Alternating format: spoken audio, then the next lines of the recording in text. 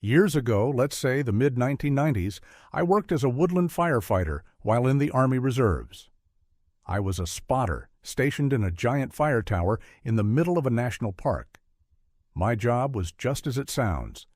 I would use binoculars to look out for fire, smoke, and other telltale signs of fire.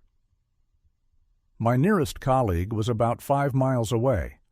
My days consisted of working my shift, taking long walks around the fire tower, being on the lookout for anyone who might be having illegal fires, watching for wildlife, and staying afoot of bears and wolves.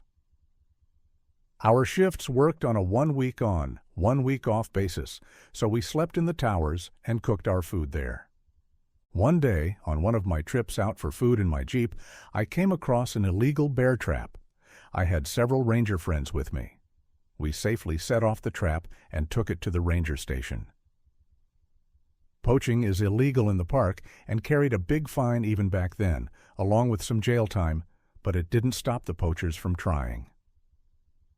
I heard rifle shots and headed back to my fire tower.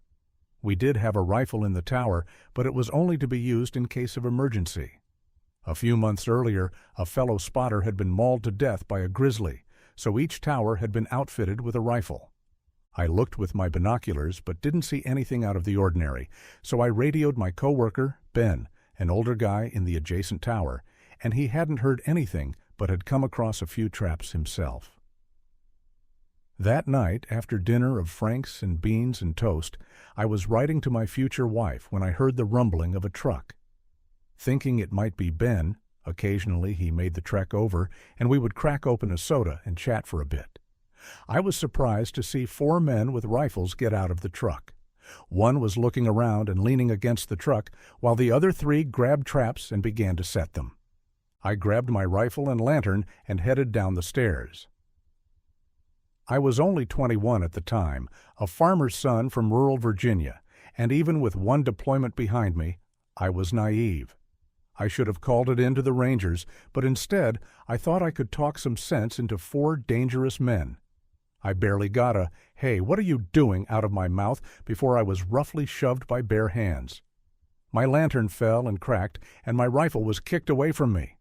I felt the breath leave my chest when I was violently kicked in the stomach. I barely caught my breath when 2 of the men grabbed me and shoved me forward into the woods. It seemed like we walked for miles, but in reality, it was probably only a mile. However, I noticed that there were no sounds in the forest. It was eerily silent. Usually the forest is a cacophony of sounds, even at night, owls, wolves, and crickets. But that night, there was nothing. Suddenly, I was shoved onto my knees. I fell, hot tears welling up as I thought of my parents, my little sister, brother, and my fiancée back home in Virginia. I heard the rack of a gun, shut my eyes, and prayed. Then suddenly, the night erupted with the sounds of sirens, those of forest rangers. Behind them, in his pickup, was Ben, who had tried to radio me. When I hadn't replied, he heard a car engine and came to my tower. The poachers were arrested. Ben drove me back to the tower. I was still shaking. He didn't lay into me for not following procedure, but just said that it was a close call, kid. I ended up leaving the job months later to take a job closer to home. I never ran into any more poachers during the rest of my time there. I kept in contact with Ben for a while, sending him a wedding invite and a photo of my firstborn son in 1997. However, as time usually does, we lost track of one another. A few years back, I Googled him to discover he'd passed away.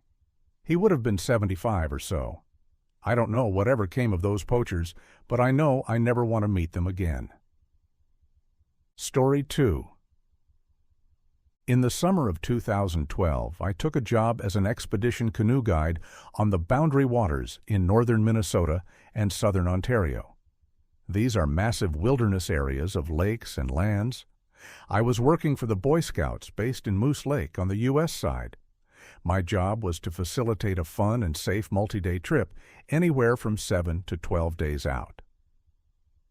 Most of that summer was typical, but one expedition in particular still haunts me because of what happened over a few days.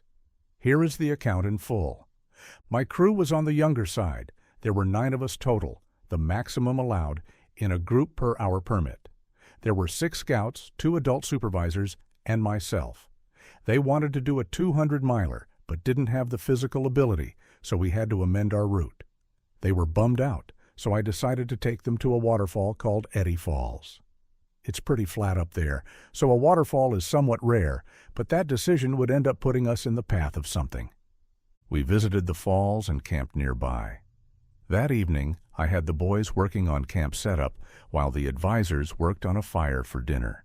I was collecting firewood in a big tangle of downed trees, brush, and bramble.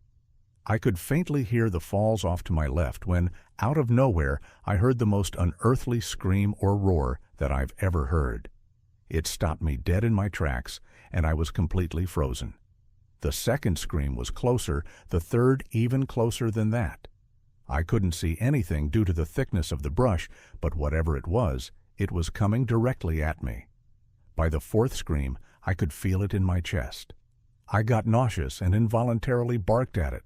I've never before or since heard that sound come out of my body. The fifth scream almost physically hurt, but it snapped me back to reality, and I ran back to our camp.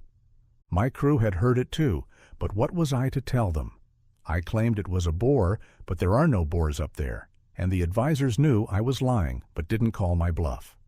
After dinner, they went to their tents, and I retired to my hammock that was about 50 yards from camp. As a rule, I always set my hammock up at my head height, so it's about 6 feet up. I would use a tarp over my body and head to keep the morning dew off and the morning mosquitoes at bay, but the tarp wasn't strung up. That's important. It was just loosely over me. It must have been around 3 or 4 a.m. when I was awakened by what sounded like a woman sobbing. Not an outright cry, but a sob. At the same time, I heard something walking through the thick brush down past my feet. I listened, totally still and quiet, as it crossed into camp. I could hear the change from brush to granite rock, but could still hear its heavy footfalls as it walked right through the camp, down towards me. At this point, the tarp is still over my head, so I can't see a thing, and I don't know what to do. In no time, it was standing right next to me. I could hear the breathing, loud and congested sounding. I could smell the musk, and I could feel its enormous presence only inches from my body, just standing there. Time to make a decision. I suddenly threw the tarp off my head, and as I did, my left hand touched this thing in the chest. It was dark, but I could briefly make out a very large, upright figure. The hair on it was long and coarse. Its frame was impressive, like bodybuilder status. The pectoral is what I ended up touching. It all happened in a second, and as soon as my hand made contact, it bolted back into the brush with immense speed, given the thick debris. By the time I got my headlamp on, it was gone. My crew had slept through all of it, so I read until the sun came up and decided not to mention it to anyone. The next day, we moved on a few miles towards a base camp and camped on Osama Island. Campsites on the U.S. side are designated by a fire pit and a grumper, which is a fiberglass toilet over a deep hole. When we were arriving, it was evening, and one of the adult supervisors needed to visit the grumper, so he walked towards it. About 2 minutes later, we heard him yelling, and he came running back to the camp, still pulling up his pants. He said he'd just seen a gorilla run right in front of him. I asked if it was maybe a bear, and he said absolutely not, that he'd hunted bear for years, and that was no bear. It was a monkey, and it was about 9 feet tall.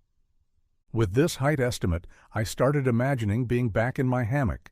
If I touched the chest, and it was about 6 feet off the ground, that would put the head close to 9 feet up. Was it stalking us? Was there more than one? All the boys were now scared. It was time to mitigate. I suggested a night paddle. No one was sleeping anymore anyway, so we packed up and set out around 8 p.m., paddling by headlamp for several miles.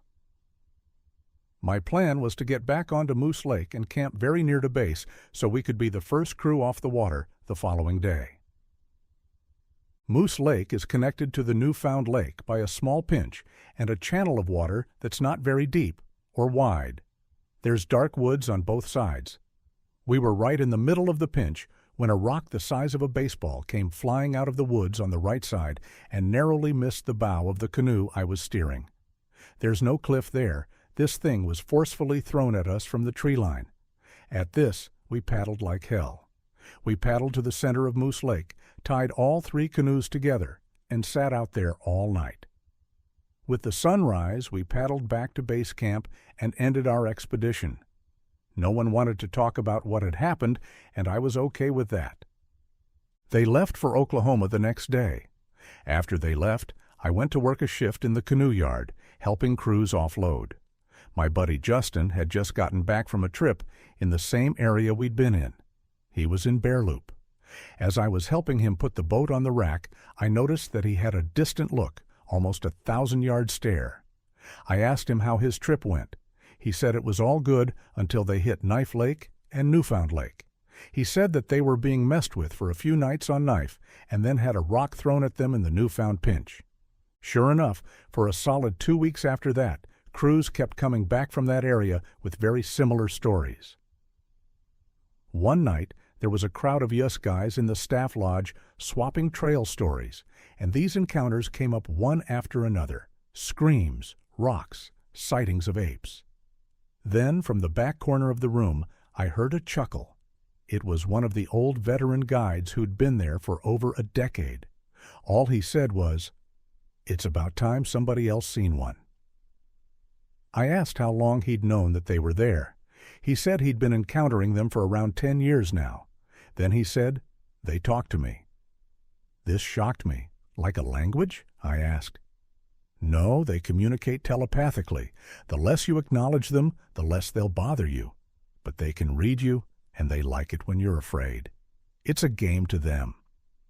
What happened out there is still a big question in my mind. I've always been open to the idea of Sasquatch. Their existence was never a huge stretch for me. But what really sticks with me is the way that veteran guide spoke of their intelligence and their parapsychological abilities. That they can read human emotions as clearly as pages in a book. That they know our species better than we know ourselves.